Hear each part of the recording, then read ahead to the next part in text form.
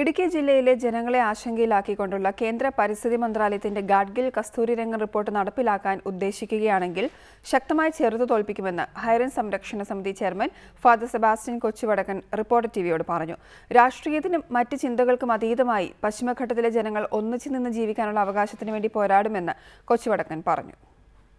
പശ്ചിമഘട്ട സംരക്ഷണത്തിന് കസ്തൂരിരംഗൻ റിപ്പോർട്ടിനോടൊപ്പം ഗാഡ്ഗിൽ റിപ്പോർട്ടും പരിഗണിക്കുമെന്ന് കേന്ദ്രം വനം പരിസ്ഥിതി മന്ത്രാലയം 6 മാസത്തിനകം റിപ്പോർട്ടിൽ അന്തിമ തീരുമാനമെടുക്കുമെന്നും മന്ത്രി അറിയിച്ചു. ഇതോടെ ഇടുക്കിയിലെ ജനങ്ങൾ ആശങ്കയിലാണ്. എന്നാൽ ഈ 2 റിപ്പോർട്ടുകളും അപ്പാടെ നടപ്പിലാക്കാനാണ് ഉദ്ദേശിക്കുന്നതെങ്കിൽ പശ്ചിമഘട്ട മേഖലയിലെ ജനങ്ങൾ സമ്മതിക്കുകയില്ല.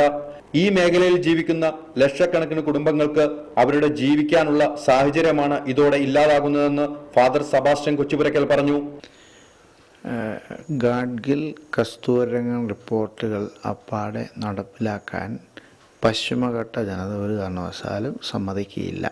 കാരണം ഈ മേഖലയിൽ ജീവിക്കുന്ന ലക്ഷക്കണക്കിന് കുടുംബങ്ങൾക്ക് അവരുടെ ജീവിക്കാനുള്ള അവകാശം നിഷേധിക്കുന്ന സാഹചര്യമാണ് അങ്ങനെയൊരു അവസ്ഥയുണ്ടായാൽ സംജാതമാവുക. പശ്ചിമഘട്ടത്തിലെ ജനങ്ങൾക്ക് ജീവിക്കാനുള്ള അവകാശങ്ങൾ ഉള്ളതിനാൽ കേരളത്തിലെ മുഴുവൻ എംപിമാരും ഒന്നിച്ചു നിൽക്കുമെന്നാണ് കരുതുന്നത്. മറിച്ചാണെങ്കിൽ രാഷ്ട്രീയത്തിന്റെയോ മറ്റ് ചിന്തകൾക്കോ അതീതമായി ജനങ്ങൾ ഒരുമിച്ച് നിന്നുകൊണ്ട് പോരാടുമെന്ന് ഫാദർ സെബാസ്റ്റ്യൻ കൊച്ചുപുരയ്ക്കൽ പറഞ്ഞു. ഞാൻ വിശ്വസിക്കുന്നു കേരളത്തിലെ എംപിമാര് മുഴുവനും ഈ വിഷയത്തിൽ ഒറ്റക്കെട്ടായി നിൽക്കുമെന്ന്.